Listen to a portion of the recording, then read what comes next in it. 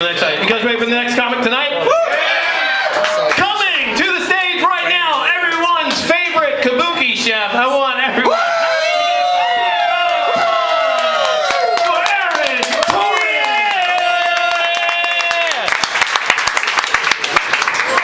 Wow, that's 5'8". What are you? Spotify. Just sounds like bad menstruation.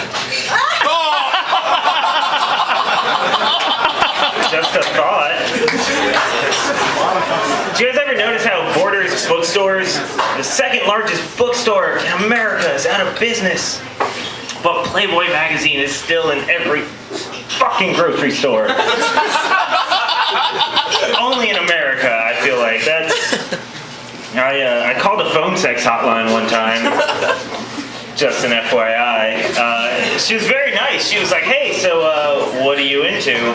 And I was like, oh, I want to start kind of light, never done this before. So I want to just start out with like a little bit of role play.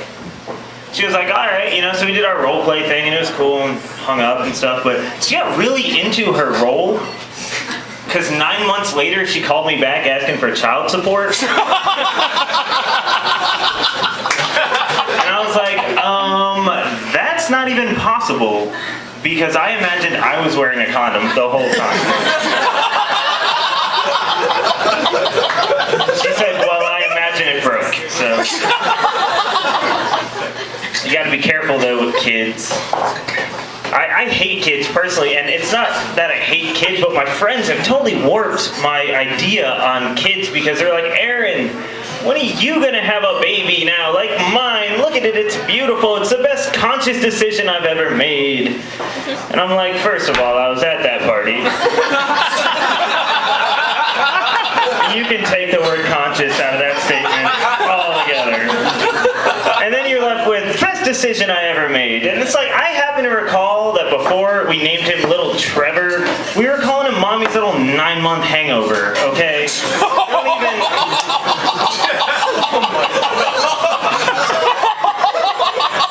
I do have a lot of questions. Like, should I have a kid someday? I have a lot of questions. Like, let's say you're sleeping one night and then your kid comes into your room and he wants to sleep with you because he's afraid of the storm. What are the rules on spooning? Like, do I, or like, can he, or do we both just awkwardly like?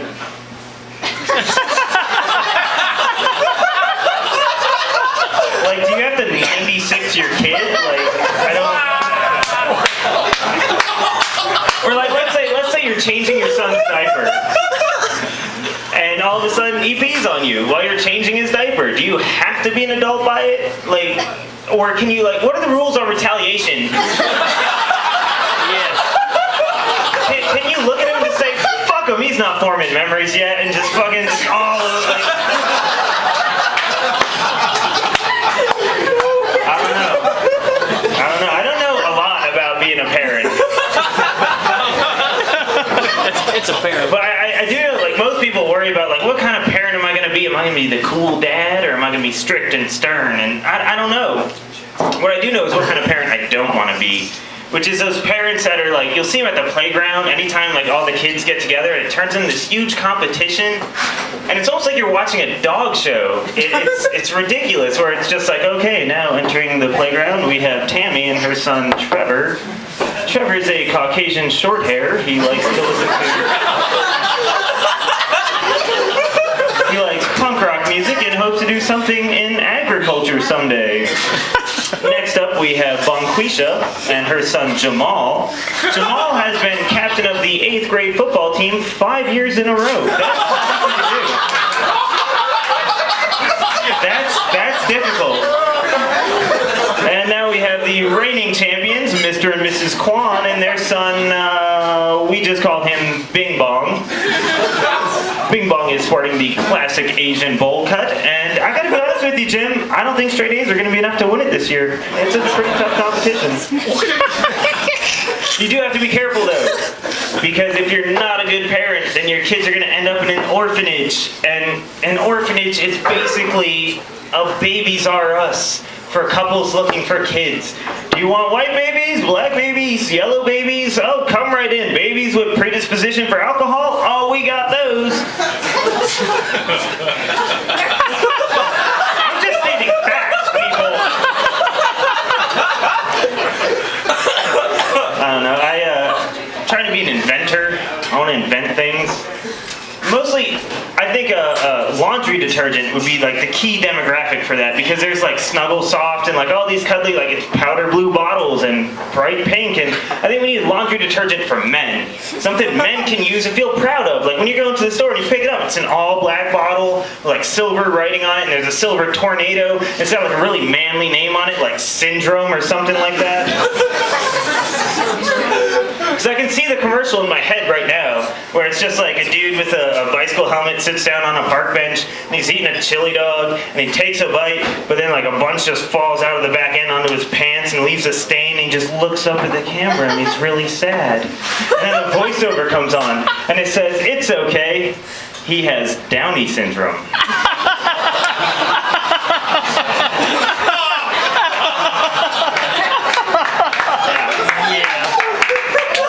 If you can't tell by now, I need a girlfriend really bad. And like it was awkward because I had one for a while, and it was always awkward like going to the store with her and buying a box of condoms. But it's even more awkward now that she's gone when you're at the store by yourself buying a bottle of lube. Because the clerk he'll ring it up and then he'll look at you. And then you're like, "Oh, is that not toothpaste? I thought that was toothpaste. That's lube? Oh, well, I mean, I could put it back, but we're already here, so just go ahead and throw it in the cart, I guess." I got a squeaky door at home I think some KY could fix. I don't know. Wow. I don't know. I don't know. I do need a girlfriend, but I think men and women, they're too different. We worry, like, at the basic levels, we're so different. We worry about different things.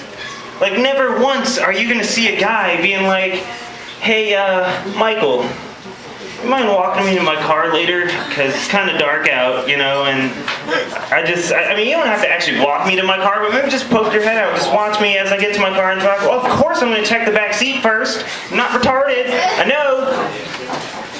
That was titled "Men Don't Get Raped."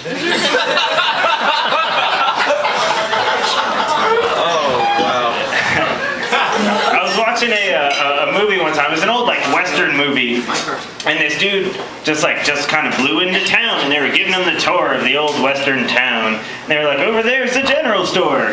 Over there's the sheriff's office, and that's the sheriff himself actually walking by now." And the guy goes, "Who's that over there?" And he goes, "Oh, that's just a town drunk." And then they continued moving on, but I didn't move on in my head. Because that's a really weird, like, that's his name and his occupation is town drunk. How do you get that job? Like, is there an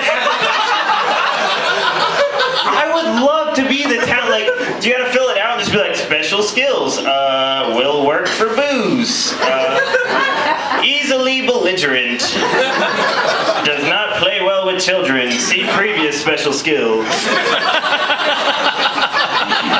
Or like, is it the kind of thing where like you kind of just sit down at a bar and you're drinking in your stupor, and the town drunk just kind of stumbles in and you happen to make eye contact, and he's like, "It's on, motherfucker!" And it's a challenge, and you're just like doing shot for shot with the town drunk. And then what if you win and then you become the town drunk? What happens to the old town drunk? Does he have to like go assimilate back into society now? Like suddenly he can see his wife and kids after 4 years and like go back to being a used car salesman?